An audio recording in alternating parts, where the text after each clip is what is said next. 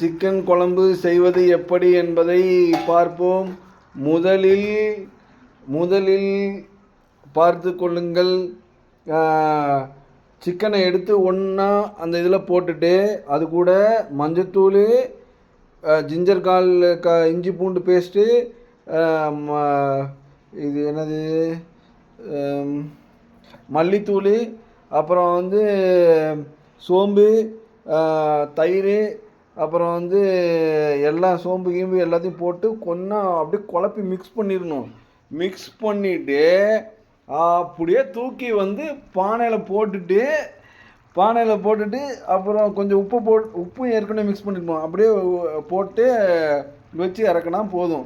இது என்னமோ ராக்கெட் செய்கிற மாதிரி பொம்பளைங்கள்லாம் பீத்திட்டு இருப்பாளுங்க. 5 நிமிஷத்தில் செஞ்சிடணும். சரியா? 10 நிமிஷம் 20 நிமிஷம் சிக்கன். பாருங்கள் சிக்கன் வருதா? பாருங்கள்.